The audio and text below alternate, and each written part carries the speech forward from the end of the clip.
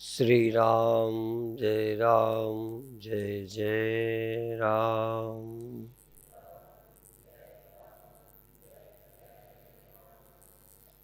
श्री राम जय जय राम।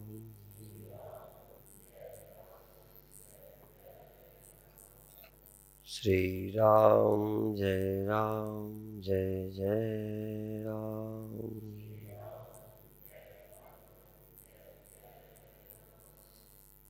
सच्चिदानंद भगवान की, सनातन धर्म की।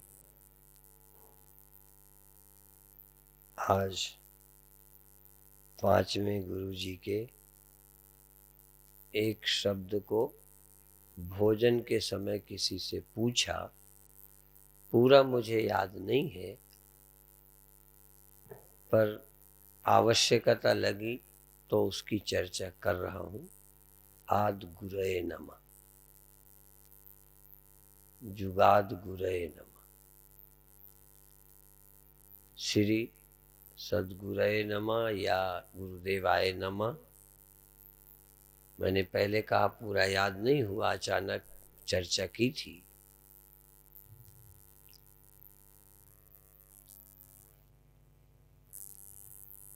आदि काल से गुरुओं ने, अनादि काल से गुरुओं ने और हमारे गुरु ने और हमसे पहले और आज भी गुरुओं ने सदा से प्रयत्न किया कि समाज उस सत्य को प्राप्त करे।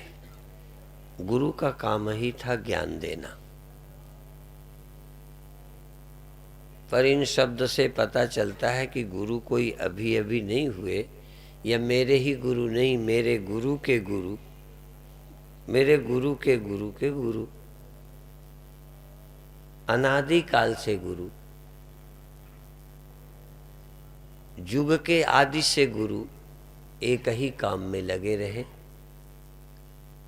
पर एक अर्थ में देखें तो गुरु फेल हो गए, जनता जीत गई।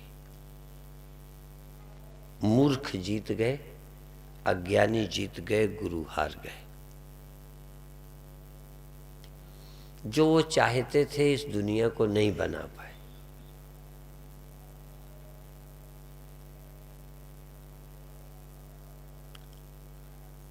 दसवें गुरु जी ने मानस की जात सबे एको पहचान, लेकिन कर नहीं पाए। ये नहीं कि कोई असर नहीं हुआ, इसका ये अर्थ नहीं करिएगा। लाखों ने लाभ लिया, लाखों ज्ञान को प्राप्त हुए, लाखों मुक्त हुए, फिर भी उनकी संख्या नहीं घटी। बांटने वालों की, विभाजन करने वालों की, फिरके बनाने वालों की। गुरुओं ने तो मुसलमान हिंदू का भी भेद नहीं रखा। उन्होंने तो मानव को एक करने की कोशिश की। उन्होंने तो सबको एक ही मार्ग बताया। फिर भी हमने अलग अलग मार्ग बना लिए। सिख नहीं एक हैं, हिंदू नहीं एक हैं। सच तो है मुसलमानों में भी फिरके हैं, वो भी एक नहीं हैं। कहाँ एक हो सके, कहाँ एक मार्ग समझा। इस प्रकरण के ही अर्थ में मैंने आज गुरु महाराज का वचन इस समय स्मरण आया। जब मैंने पूछा तब ये अभिप्राय नहीं था। मैंने तो सहज पूछा कि गुरुओं की बसाई धरती है, यहाँ गुरु ग्रंथ साहब का संग्रह हुआ, सुखमनी साहब को उन्होंने बनाया, इसलिए वो वचन याद आया। पर इस समय ध्यान इस बात पर गया कि अनादि काल से गुरु लगे रहे, युग के आदि से लगे रहे, इसके पहले भी लगे रहे, हमारे गुरु भी लगे रहे, हम भी लगे ही हैं। लेकिन हम देखते हैं जो हम दुराचार मिटाना चाहते हैं, चोरी मिटाना चाहते हैं, गंदा जीवन मिटाना चाहते हैं, पूरा नहीं सफल हुए। यदि हम पास फेल करें तो आप जानते हो 33% में पास हो जाते हैं, सेकंड भी होते हैं, फर्स्ट भी होते हैं। आजकल तो 95%, 98% तक नंबर बच्चे ले आते हैं। पर हम कह सकते हैं गुरु 90% नंबर पा सके। आज दुनिया वैसे ही, अत्याचार वैसे ही, अन्याय वैसे ही। उसके लिए राम ने संघर्ष किया, कृष्ण ने संघर्ष किया, गुरु गोविंद सिंह जी महाराज ने संघर्ष किया। दूर वाले छोड़ो, जिनके लिए संघर्ष किया वही नहीं एक हो सके, वही गुरुमत को नहीं समझ सके, शायद गुरुओं के इशारे को नहीं समझा। जाति नहीं मिटी, मजहब नहीं मिटे। उन्होंने तो हिंदू मुस्लिम सबको फटकार करके एक बात कही, अभी तो कोई विभाजन मिटा नहीं, बल्कि मजबूत हुआ जा रहा है। डॉक्टर हजारों का इलाज करते हैं, हजारों लाखों ठीक होते हैं, ऐसा नहीं कि ठीक होते ही नहीं, फिर भी बहुत रोगों का इलाज अभी भी नहीं हो पाया। अभी भी बहुत रोगी मरते हैं। 100% कामयाबी डॉक्टरों को भी नहीं मिल सकी। हम भी प्रवचन करते हैं, हम गुरु की कोटि में तो नहीं हैं, पर हम भी गुरुओं की उच्छिष्ट, गुरुओं का जूठन, गुरुओं का कहा हुआ कहने की कोशिश करते हैं। हम भी देखते हैं सब लोग कहाँ समझते हैं। और कठिन काम भी है गुरुओं का, सबसे कठिन काम गुरुओं का है।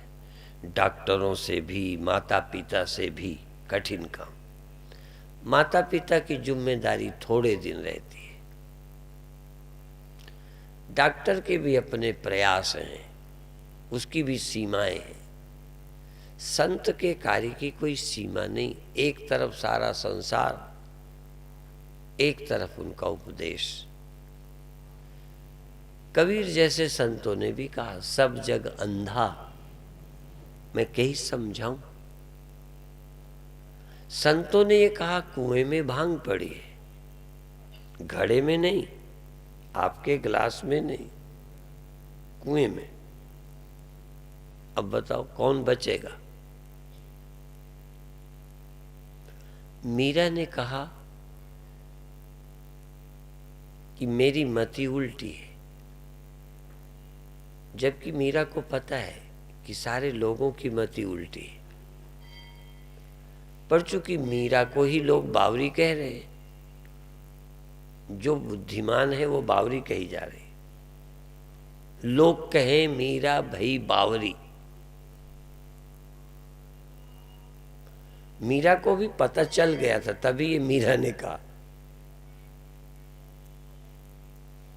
लोग कहें कुलनासी, मीरा को कुलनासी, कुल की मर्यादा को नष्ट करने वाली है मीरा। पगली है मीरा, भटकी है मीरा। लेकिन मीरा को घबराहट नहीं है। देखो धैर्य देखिए। लोग कहें मीरा भई बावरी। अभी भी जो लोग अच्छे हैं ना, उनको कहेंगे ये ठीक नहीं है। उदार हिंदू, उदार सिख, उदार मुसलमान। कई मुसलमान जो उदार है ना, उसको मुसलमान कहते हैं, मुसलमान ही नहीं है। जो मूर्ख मुसलमान है उसे वो मुसलमान कहते हैं, पर जो समझदार मुसलमान है, जो भला मुसलमान है, कहते हैं मुसलमान ही नहीं है। जो भला सिख है वो कई सिखों की निगाह में सिख ही नहीं है। जो ज्ञानी है ना, हिंदू, कई लोग कहते हैं ये हिंदू ही नहीं है, ये भटका है। पर धन्य है मीरा। ऐसा नहीं है कि मीरा को पता नहीं है, मीरा को ये भी पता है कि मैं ठीक रास्ते पर हूँ, मैं पागल नहीं हूँ, मैं कुल नासी नहीं हूँ, बल्कि कुल को उज्जवल करने वाली हूँ। पर लगता है तो लगने दो। लोगों के कहने से घबराई नहीं, लोगों के प्रमाण पत्र की जरूरत नहीं समझी। बहुत ऊंचे स्तर के लोग समाज को देखते ही नहीं है कि तुम क्या कहते हो, तभी वो चल सके हैं, नहीं चल नहीं सकते। चलने के लिए इतना साहस चाहिए कि लोग क्या कहते हैं, मैं ठीक हूँ, ठीक रास्ते पर चलता हूँ, तुम ना समझो ना समझो। लोग कहें मीरा भई बावरी, लोग कहते हैं कि मीरा बावरी हो गई है, लोग कहते हैं कुलनासी है। क्या क्या मीरा को नहीं कहते, पर मीरा अपने लिए क्या कहती है, संतन ढिग बैठ बैठ लोक लाज खोई। संतों ने तो मुझे पगला बना दिया, ऐसा बना दिया कि अब मुझे कोई शर्म नहीं रही, लिहाज नहीं रहा। संतन ढिग बैठ बैठ लोक लाज खोई, मेरे तो गिरधर गोपाल दूसरा न कोई। मेरा तो परमात्मा है। फिर मैं कह दूं, जिस नाम रूप के द्वारा कोई गया है वही उनका इष्ट है। मीरा के इष्ट कृष्ण भगवान है, लेकिन इसका मतलब वो ज्ञानी नहीं है, ऐसा नहीं। तो कहती है मेरे तो गिरधर गोपाल दूसरा न कोई, जाके सर मोर मुकुट, जिसके सिर में मोर मुकुट है, मेरो पति सोई, मेरा वही पति है। और भी मीरा कहती है मैं तो गिरधर के संग नाचूंगी। वो अपने कृष्ण के साथ नाचती हैं। लोग आज भी नाचते हैं। मीरा अपने आराध्य इष्ट कृष्ण के साथ नाचती हैं, उन्हें पति मानती हैं। भक्तों ने परमात्मा से 14 संबंध माने। पिता भगवान को मानना, पति भगवान को मानना, सखा भगवान को मानना, भ्राता भगवान को मानना, मालिक भगवान को मानना। बहुत रिश्ते भगवान के हैं, पर भक्तों के अनेक नाते हैं भगवान के। और जितने नाते दुनिया से किसी के हो सकते हैं वो सब नाते भगवान के साथ हैं। आपके पुत्र हैं, भगवान को कई ने अपना पुत्र ही माना है। भगवान को पुत्र मान करके भक्ति की। पर भगवान को माने, भगवान को कुछ भी यदि अपना मान लेंगे, लेकिन हो भगवान, फिर आपके भाई लगते हो, पिता लगते हो, पर भगवान हो। एक बात शर्त है कि होना चाहिए भगवान। फिर आपके क्या लगते हैं इसकी चिंता मत करो, तर जाओगे। मनुष्यों से तो रिश्ते ये रखे ही हैं, भगवान से नहीं रखे। इसीलिए जो रिश्ते संसार के हैं वो भगवान के साथ जोड़ दो।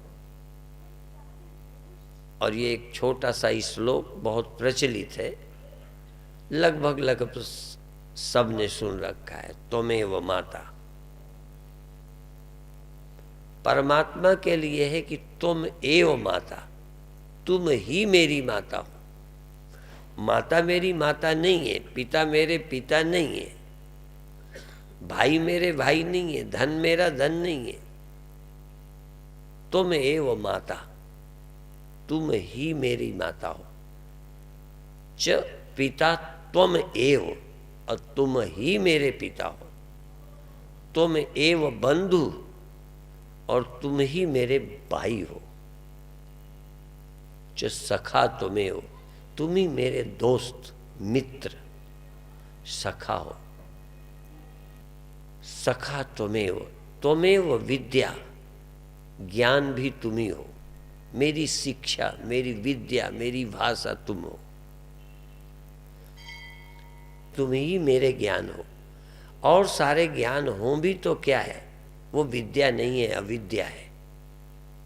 तुम्हारे प्रति मेरा जो प्रेम है, तुम ही मेरे ज्ञान हो। विद्या त्वमेव, त्वमेव विद्या द्रविणम त्वमेव, तुम मेरे धन हो। जैसे धन को प्यार करते हो, मेरे धन प्रभु तुम हो। तुम हो तो मैं धनी हूं। तुम मेरे स्मरण में हो, तुम मेरे ध्यान में हो, तुम मेरे साथ हो। तुम हो तो मैं धनी हूं, क्योंकि तुम मेरे धन हो। जानते हो, बहुत चीजें पशु के धन नहीं है। ये जो रुपए का सोने का धन है, वो मनुष्य के लिए। किसी भैंस कुत्ते गधे के लिए सोना धन नहीं है। धन जिसको धन लगे। भक्त कहता है कि मेरे धन प्रभु आप हैं। मैं धन से धनी नहीं हो सका, धन ने मुझे धनी नहीं किया, धन धन्य नहीं किया, पर तुम मेरे धन हो। ऐसा किसी को लगता हो कि प्रभु मेरे धन है, फिर मैं निर्धन कहाँ। त्वमेव विद्या द्रविणम त्वमेव, अंत में तो कह दिया त्वमेव सर्वम। पत्नी मेरी, पिता मेरे, भाई मारे, नौकर मेरे, धन मेरे, मकान मेरे, धाम। जहां रहा जाता है निवास, उसको घर धाम बोलते हैं। भक्त कहते हैं तुम मेरे घर हो, मैं तुम में रहता हूं, मेरा निवास तुम में। तभी तो अरदास में भी कभी कभी बोलते हैं अपने चरणों में निवास। माने प्रभु मेरे धाम है, मैं उनमें निवास करूं। जैसे मैं घर पे रहता हूं, किसी जगह में रहता हूं, मेरी जगह परमात्मा है, मैं उनमें रहूं, मेरे धाम है वो। त्वमेव सर्वम, जो जो मुझे जरूरत है तुम हो मेरे। तुम मेरे भोजन हो। जैसे कि एक गीत में, वाणी में, शब्द में है, ब्रह्मज्ञानी का भोजन ध्यान। ध्यान या ज्ञान, ब्रह्मज्ञानी का भोजन ध्यान। परमात्मा का स्मरण ही ब्रह्मज्ञानी का भोजन है। परमात्मा का स्मरण ही ज्ञानी की मुक्ति है। परमात्मा का स्मरण मुक्ति है, मुक्ति नहीं। सब कुछ मेरे परमात्मा है, माने मुक्ति भी परमात्मा ही है मेरी। परमात्मा के अतिरिक्त मुक्ति मेरी कोई चीज नहीं है। परमात्मा की प्राप्ति, उसकी अनुभूति का ही नाम मुक्ति है, और परमात्मा की विस्मृति का नाम ही बंधन है। परमात्मा की उपलब्धि ही धनी होना है, और परमात्मा से विमुख होना ही निर्धन होना है। रामायण में एक प्रकरण है कि कौन से समय क्षण दुख के हैं और कौन से क्षण सुख के हैं। वहाँ कहा कि वही विपत्ति है जब तव सुमिरन भजन न होई। जब प्रभु तुम्हारा स्मरण नहीं होता, भजन नहीं होता, वही क्षण मेरे विपत्ति के हैं। और विपत्ति के क्षणों में भी यदि स्मरण आ जाए तो विपत्ति गई। संसार में रहकर भी यदि मैं प्रभु में निवास करता हूं, प्रभु स्मरण में हूं, तो क्या है बंधन। तो परमात्मा मेरे सब कुछ है। त्वमेव सर्वम, तुम मेरे सब कुछ हो। और मम देव देव, यदि आज तक के मेरे कोई देवता रहे होंगे जिनकी मैंने पूजा की है, तो प्रभु तुम मेरे देवों के भी देव हो। तुम देवों के देव, महादेव तुम हो। मम देव देव, प्रभु तुम मेरे देव हो। तुम्हारे को छोड़कर मुझे कोई देव अच्छा नहीं लगता। आपके सिवा कोई देवता ही नहीं है जिसको पूजूं, जिसको मानूं। इसीलिए मुसलमान परमात्मा के अलावा किसी को नहीं मानते, एक परमात्मा के सिवा किसी को नहीं झुकते। हम जब झुकें परमात्मा को झुकें, जब याद करें परमात्मा की करें। परमात्मा मेरा सब कुछ है। बल्कि और बताऊं, परमात्मा मेरे सुख हैं, सुख परमात्मा नहीं है। जरा शब्द को देखना, शब्द की गहराई है। सुख परमात्मा नहीं है, परमात्मा ही सुख है। परमात्मा है तो सुख है। यदि परमात्मा नहीं है ना, तो तुम्हारा सुख भी सुख नहीं है, दुख ही है। तुम्हारा सुख भी दुख ही देगा, तुम्हारा लाभ भी हानि में बदलेगा। बड़े बड़े लाभ वाले रोते हैं, इसलिए परमात्मा ही परम लाभ है। यम लब्ध्वा चा परम लाभम मन्यते नाधिकम तथा, जिससे बड़ा कोई लाभ नहीं है वो है परमात्मा का लाभ। और सारे लाभ कुछ नहीं।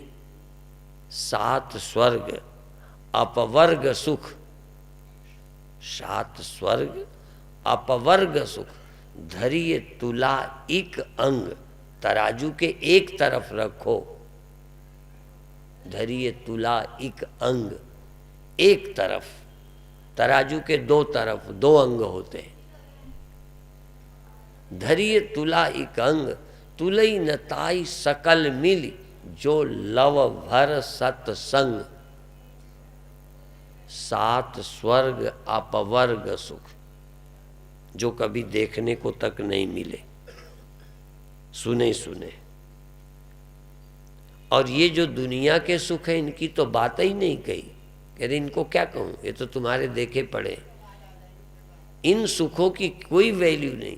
सात स्वर्ग अपवर्ग सुख, अपवर्ग सुख धरिए तुला एक अंग, तुलई नताई सकल मिली, जो लव भर सत्संग। थोड़ी देर के सत्संग से जो सुख मिलता है वो सात स्वर्ग और अपवर्ग में भी नहीं मिलता। दुनिया में वो सुख कहीं नहीं है जो सत्संग में है। पर सत्संग माने सत्संग, जिसमें सत से प्रेम हो जाए, प्रभु के संग हो जाए। सत माने प्रभु, सत्संग माने प्रभु की चर्चा, प्रभु का अनुभव, प्रभु का सुमिरन, प्रभु का मिलन, प्रभु का संग, सत्संग। तो जो लव भर सत्संग, जिनके जीवन में प्रभु का स्मरण आ गया, समझो सब कुछ मिल गया। यद्यपि अभी जब हम प्रभु का स्मरण करते हैं थोड़ी थोड़ी शांति मिलती है, पर ये जो प्रभु का स्मरण है, ऐसा समझो जैसे 5 बजे प्रातःकाल, सूर्य का भी पता नहीं है आने वाला है, तो वनस्पतियों में हलचल आ गई, फूल खिलने वाले हैं, हवाएं बदल रही हैं। प्रातः का समय कितना सुंदर मनोहर है, अमृत वेला है। अभी सूर्य नहीं निकला, निकलेगा अंधेरा चला जाएगा, प्रकाश फैल जाएगा, वनस्पतियां फूल और खिल जाएंगे। जैसे सूर्य का आना, इसी तरह से सत्संग, प्रभु का स्मरण हुआ, हरि सुमिरे दुख जाए। हरि के स्मरण में दुख नहीं रहता। हरि के स्मरण का नाम मुक्ति। हरि के स्मरण का मतलब है जन्म मरण से छुटकारा। हरि का स्मरण माने मृत्यु झूठी।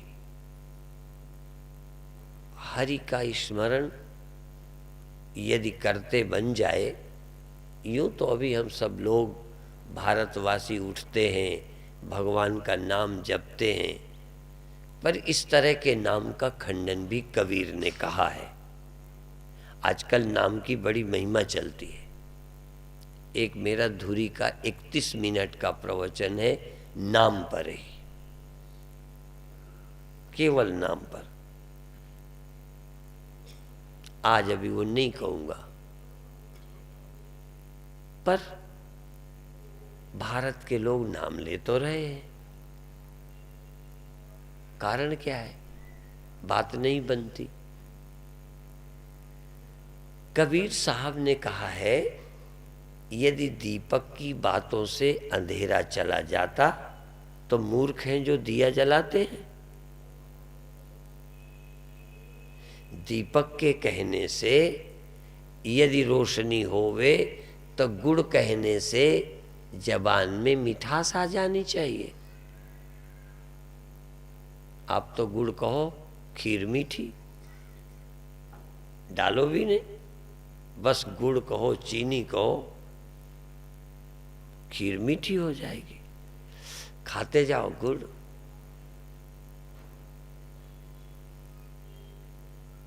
गुड़ कहने से मीठा हो जाता है ना, जल कहने से स्नान हो जाता है ना, प्यास मिट जाती है ना पानी का नाम लेने से। तरन तारन की तो मिटती होगी पानी कहने से। रोशनी कहने से बिजली की जरूरत खत्म। यदि ऐसा हो जाए तो भारत का भाग्य उदय हो जाए, क्योंकि भारत एक ऐसा मुल्क है जहां बिजली का बड़ा संकट है। हमने ऐसे गांव देखे हैं जहां 20 साल पहले खंभे गड़ गए थे, तार लग गए थे, आज तक रोशनी नहीं आई। कभी 6 महीने साल में एक बार दर्शन देती है।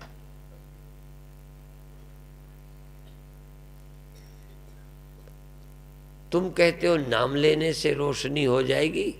हमने तो देखा खंभे लगे हैं, बिजली के तार लगे हैं, फिर भी रोशनी नहीं हो रही।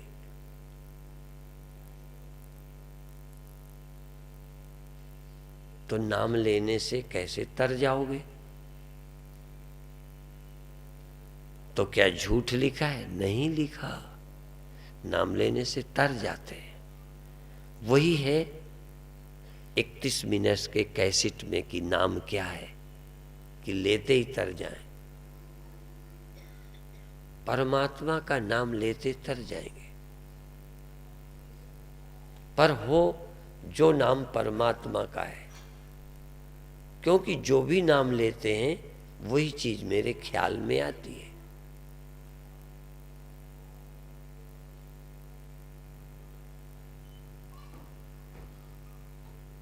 परमात्मा का बहुत लोगों ने नाम लिया है, लेकिन कई लोगों ने परमात्मा को अनामी भी कहा है। परमात्मा का कोई नाम नहीं है, क्योंकि नाम तो दुनिया का है, दुनिया के लोगों का है, दुनिया के पदार्थों का है। परमात्मा का कोई नाम नहीं है। ये भी ढंग है कहने का, क्योंकि जितने नाम है सब संसार के पेड़ पहाड़, आदमी औरत, गधा सूअर, कुत्ता बिल्ली, बादल, पेड़ पहाड़, चंद्रमा तारा सूर्य, जमीन आसमान, जितने नाम हैं सब संसार के, और जिनका नाम ले तुम्हारे ख्याल में आ जाता है। जब हम ब्रह्म कहते हैं तो तुम्हारे ख्याल में क्या आता है? आया कोई? आकाश कहा, ख्याल में आया? सूर्य कहा, ख्याल में आया? नहीं आया। अच्छा, एक बाल्टी, बाल्टी ख्याल में आया। कोई नाम ले लो ख्याल में आ जाता है। अभी उधर कोई लड़का पंडित जी पंडित जी पंडित जी कहता है, मुझे ख्याल आया। कोई ना कोई पंडित तुम्हें भी ख्याल में आ गया होगा। कोई नाम ले लो, कुत्ता ले लो, गधा ले लो, भैंस ले लो, कोई नाम लेके देखो तुरंत खट से ख्याल में आएगा। पर जब हम ब्रह्म कहते हैं, आत्मा कहते हैं, तो कोई ख्याल में आता ही नहीं। तो जिसका नाम लेने से ख्याल ही नहीं आ रहा है, उस नाम लेने से क्या मिलेगा? और इसीलिए कोई कितने बार नाम ले चुके।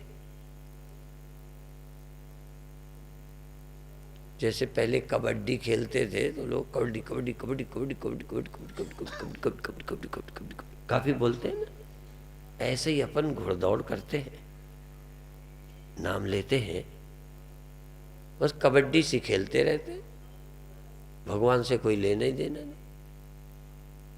लोग ही राम खिलौना जाना। तो कबीर साहब ने कहा, यदि दीपक की बातों से उजेला हो जाए तो गुड़ कहने से जबान मीठी हो जाए, भोजन कहने से पेट भर जाए। यदि केवल शब्द से, वाणी से, बोलने से काम बनता है तो। पर जिन्होंने कहा है उन्होंने भी गलत नहीं कहा। नाम ले तो भव सिंधु सुखाई, नाम लेने से भव सिंधु सूख जाता है। ऐसे परमात्मा का नाम लो, भवसागर पार। सच नाम लो और पार, और हो सकते हो पार, हो जाओगे पार। पर परमात्मा का नाम लो पहचान करके। क्या है परमात्मा? एक बार पहचानो, ये है अयम आत्मा ब्रह्म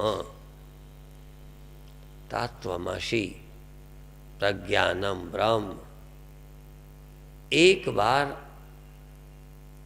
नाम लो ब्रह्म को, ब्रह्म का, बस तर गए। नाम लेने से तर जाते हैं, स्मरण मात्र से तर जाते हैं। यस्य स्मरण मात्रेण,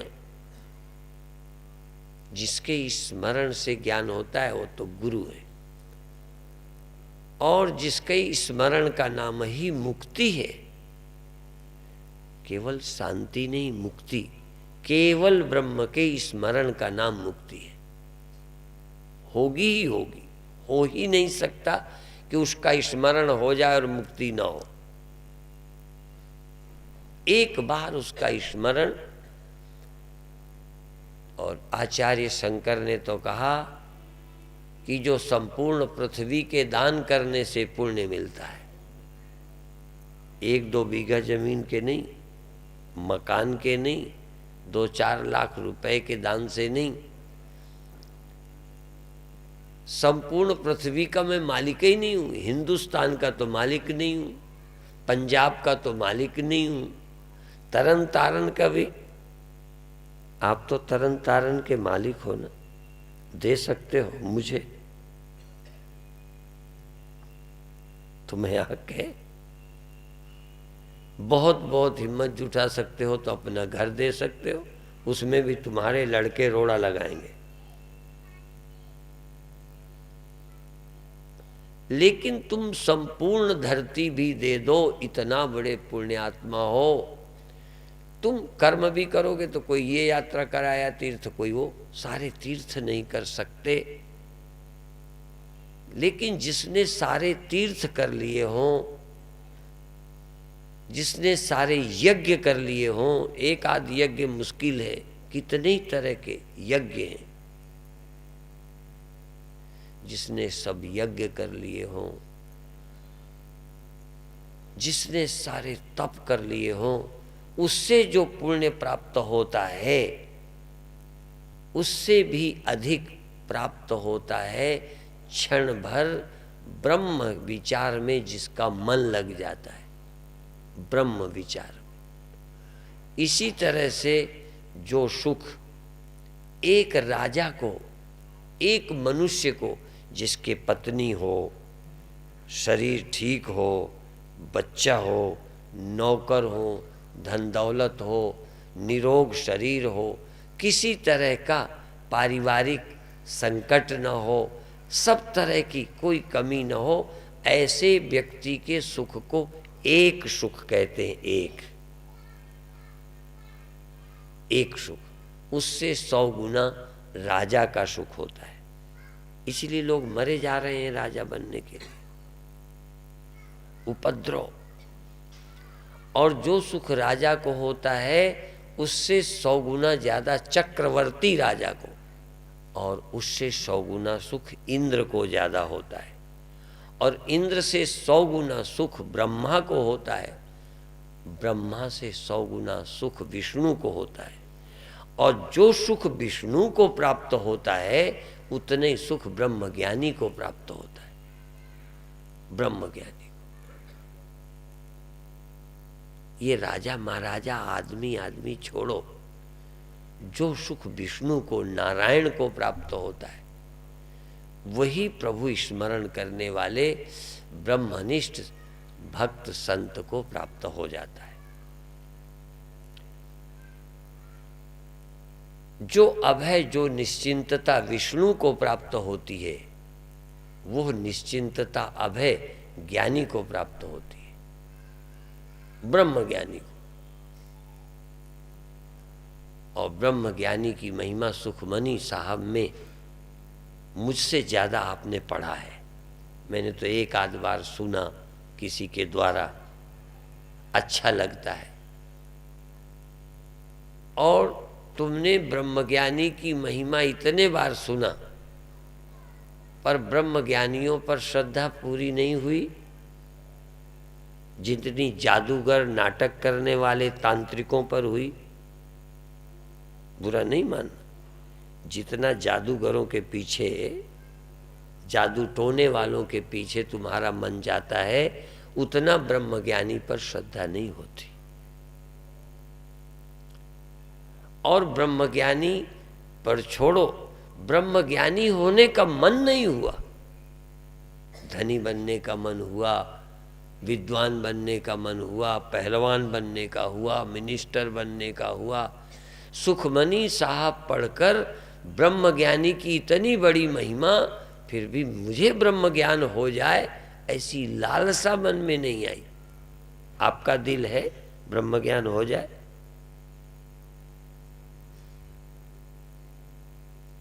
अभी अभी देखो, खंडन की दृष्टि से नहीं, आपके मन को टटोलने की दृष्टि से कहता हूं, तीर्थ यात्रा तुरंत चले जाओगे।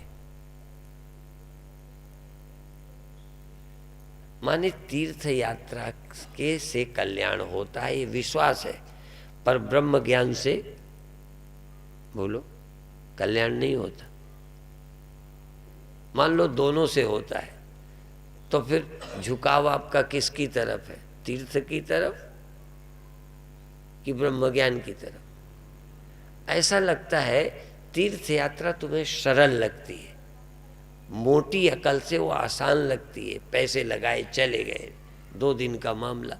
ये ब्रह्म ज्ञान खोपड़ी पे धंसता ही नहीं, इरादा भी नहीं है, ज्यादा झंझट करने का मन भी नहीं है। आप जरा पूछो, आपका दिल ब्रह्म ज्ञान के लिए करता है? 1-2 दिन मन नहीं लगेगा ना सही। जिनको साइंस पढ़नी है, जिनको डॉक्टरी लाइन में जाना है, उसकी पढ़ाई करते हैं, दिन रात जागते हैं, मेहनत करते हैं, बच्चे रिकॉर्ड तोड़ते हैं। कितने दिन नहीं आएगा यदि लगन है तुम्हारी। यदि ब्रह्म ज्ञान की तुम्हें इच्छा है, यदि मोक्ष की इच्छा है, तो ब्रह्म ज्ञान होगा कैसे नहीं? तो मनुष्य को जिज्ञासा नहीं होती, ब्रह्म के जानने का मन नहीं होता। ब्रह्म से वरदान मिलते रहें, ब्रह्म के जानने की जरूरत नहीं है। इसीलिए हम लोग कामना वाले लोग हैं। मंदिर जाएं चाहे गुरुद्वारे, बड़ा फर्क नहीं है। तुम ये मत समझना हमने बड़ा कोई शेर मार लिया। मंदिर जाके जो लोग मंदिर में मांगते रहते हैं, वही गुरुद्वारे में जाके लोग गुरुद्वारे में मांगते रहते हैं। गुरुओं के ज्ञान के प्रति श्रद्धा तो नहीं है। गुरुओं ने हमें क्या सीख दी है वो समझने का इरादा नहीं है। सुखमनी साहब ने जब ब्रह्मज्ञानी की महिमा गाई तो हमें ब्रह्मज्ञानी के प्रति श्रद्धा होनी चाहिए कि नहीं। चरण साधु के, हाँ साधु के, मेरे नहीं। कहीं तुम ये मत समझ लेना मैं आपके प्रणाम से बहुत डरता हूँ, घबराता हूँ। वैसे ही हमारे पास कम है, जो थोड़ा बहुत है वो भी तुम लूट लो, ये नहीं है। और रोड चलते गिरा दो पैर छूने में, ये कोई बहुत बड़ी बात नहीं है। पर एक श्रद्धा की बात है, कितनी श्रद्धा हो, चरण साधु के धो धो पिए, इतना उनके चरणों में प्रीति हो, उनको देखे और मेरा हृदय कमल खिल जाए। मोक्ष होगा बाद में, इतनी श्रद्धा कि उनको देख करके ही आधी मुक्ति मिल जाए। जैसे जवानी में पुरुष को स्त्री, स्त्री को पुरुष अच्छा लगता है, देखना ही अच्छा लगता है, मिलना ही अच्छा लगता है, बातें ही अच्छी लगती है, सहज अच्छा। ऐसे ही जिज्ञासु को, भगवान के भक्त को संत अच्छे लगते हैं, ऐसे लगने चाहिए। संत अच्छे लगने का मतलब है कि तुम भगत हो, तुम्हें भक्ति चाहिए तभी संत अच्छे लगते हैं, तुम्हें ज्ञान चाहिए तभी संत अच्छे लगते हैं। संतों के प्रति श्रद्धा होती ही है भगवान के भक्त को, नहीं तो फिर तांत्रिकों की होती है, ज्योतिषियों की होती है,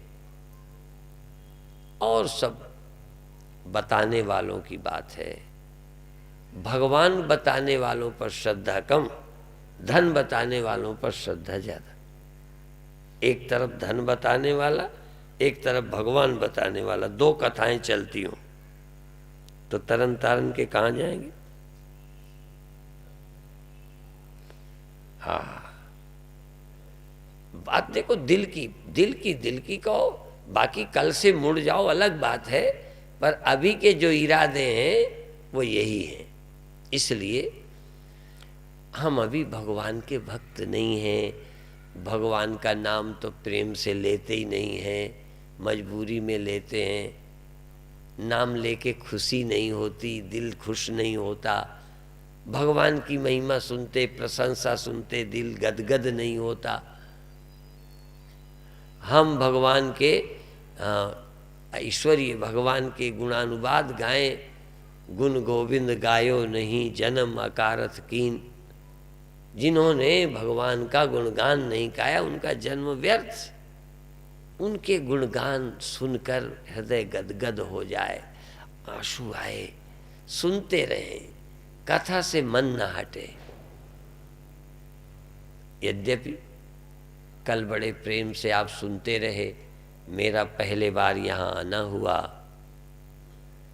मुझे भी अच्छा लगा कि मेरी रूखी रूखी कथा। मेरे गुरुदेव चने की रोटियां बिना दाल सब्जी के कितने ही दिन खाते रहे, और मेरे 14 वर्ष काल में तो मैंने देखा अरहर की दाल, तुअर की दाल,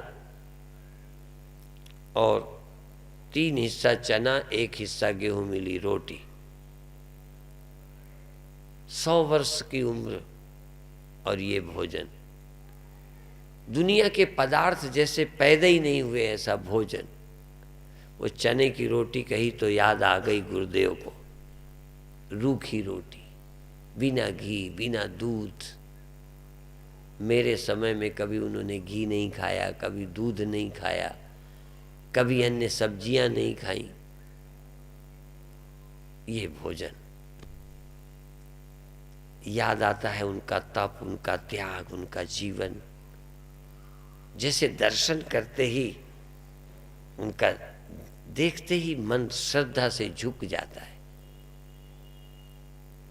ऐसे ऐसे संत, नानक सर की परंपरा चलाने वाले बाबा नंद सिंह, कैसे कैसे संत हुए। अभी वर्तमान में थे संत दलेल सिंह। एक से एक महापुरुष इस धरती पर पैदा हुए। उनको देखो, श्रद्धा है, लगे जैसे छोड़े नहीं, इन्हीं के पास रहें। ऐसी जब श्रद्धा होती है तो ज्ञान होता है। श्रद्धावान लभते ज्ञानम तत्परः संयतेन्द्रिया। श्रद्धावान व्यक्ति को ज्ञान होता है। जैसे चकोर चंद्रमा को देखता रहता है, जैसे अन्य लोग अपने अपने विषय की ताक में लगे रहते हैं। गिद्ध अपनी खुराक पर ऊपर उड़ता है, नजर उसकी वहीं रहती है। ऐसे भगवान का भगत कहीं रहता है, उसे संत और भगवान दो की ओर ही उसकी नजर रहती है। ख्याल रहता है कब संत मिले, कब उनसे दो शब्द सुनने को मिले, कब मेरे हृदय में संतों की वाणी, गुरुवाणी जाए, कब सुखमनी साहब का पाठ मेरे कान में पड़े, कब शब्द कीर्तन मेरे कान में जाए और मेरा मन प्रेम में, आनंद में, श्रद्धा में भर जाए। उसका एक रस है। अंत में एक बात कहूं, जागृत में मेरा मन पदार्थों में रहता है, जागृत में मेरा मन जगत में रहता है, स्वप्न में मेरा मन जगत में नहीं रहता, जगत मेरे मन में रहता है। स्वप्न में मेरे मन में जगत रहता है, जागृत में मेरा मन जगत में रहता है, जागृत में मेरा मन बाहर रहता है, मेरा मन बाहर रहता है, और स्वप्न में मेरे मन में जगत अंदर रहता है। स्वप्न बाहर नहीं होता, जगत बाहर होता है। स्वप्न में तो मेरी आंखें भी बंद हैं, बाहर का मुझे पता ही नहीं है, दिखता मुझे बाहर है पर होता मेरे भीतर है। देखो स्वप्न क्या है, इसी का नाम स्वप्न है। स्वप्न कहीं भी बाहर नहीं होता, पर हमको स्वप्न भी ऐसे ही बाहर लगता है जैसे अभी ये सारा संसार बाहर है, मैं देख रहा हूँ। ऐसे ही स्वप्न भी मुझे लगता है हम देख रहे हैं, बाहर है, होता नहीं। इसी का नाम भ्रम है। लगता है, लगने से क्या होता है? स्वप्न में अलग अलग सब बाहर नजर आता है, स्वप्न बाहर होता नहीं है, सिर्फ मेरे मन में होता है। और मन में होते मन में पता नहीं चलता। एक बार दिल्ली में मैंने दाढ़ दिखाई, मैंने कहा इस दाढ़ में दर्द है। उसने ठोक ठोक के, जिस दाढ़ में मैंने दर्द कहा उसमें था ही नहीं, उसने ठोक ठाक के मुझसे पूछा, कहने लगे इसमें है। अंधेर जिसमें मुझे लगता था नहीं। कभी कभी दाढ़ में दर्द होता है तो लगता है कान फट रहा है, कहीं का दर्द कहीं मालूम पड़ता है, रोग कहीं मालूम कहीं पड़ता है। ये संसार हमको स्वप्न का बाहर मालूम पड़ता है, होता नहीं। संसार भी मुझको मुझसे अलग मालूम पड़ता है, पर जानते हो आत्मा से संसार बाहर रहते ही नहीं। यस्तु सर्वाणि भूतानि आत्मन्येवानुपश्यति सर्वभूतेषु चात्मानं ततो न विजुगुप्सते।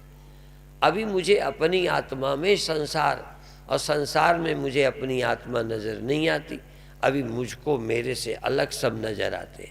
मैं ये हूं तो मुझसे अलग हो। पर ज्ञानी को अपनी आत्मा से बाहर संसार नजर नहीं आता।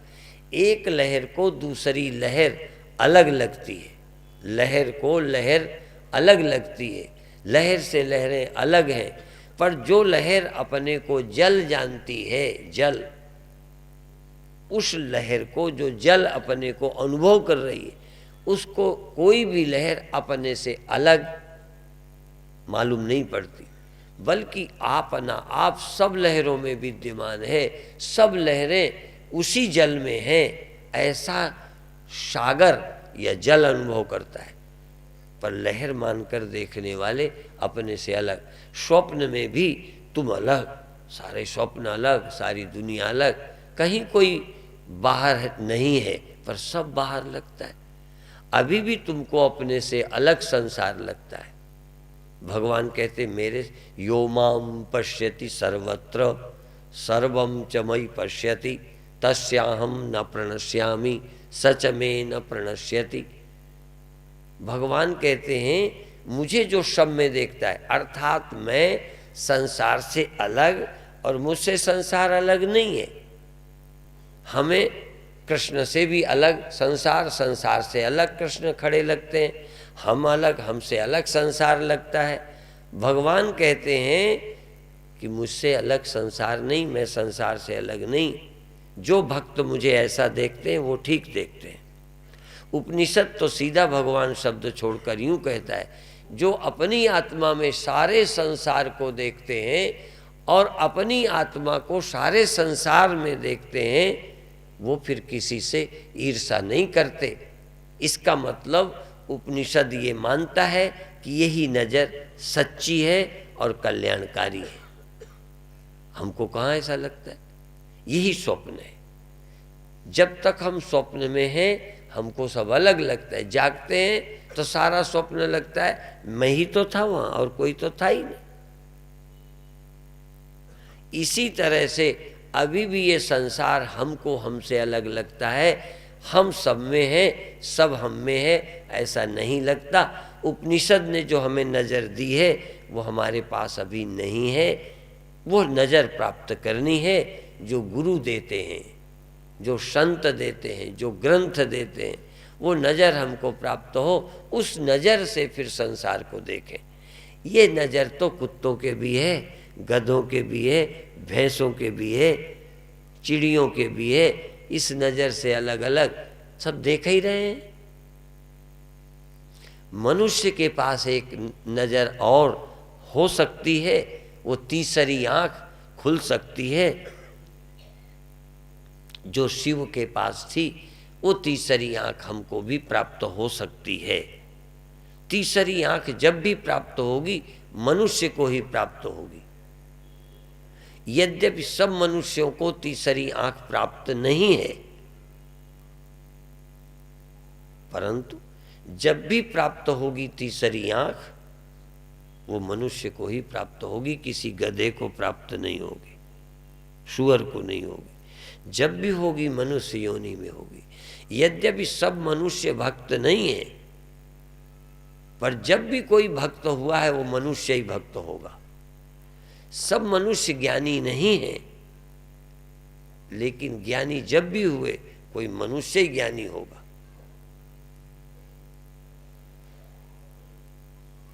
इसलिए तुम भाग्यशाली हो, तुम वहाँ हो जहाँ ज्ञान होने की संभावना है, जहाँ ब्रह्म ज्ञान हो सकता है।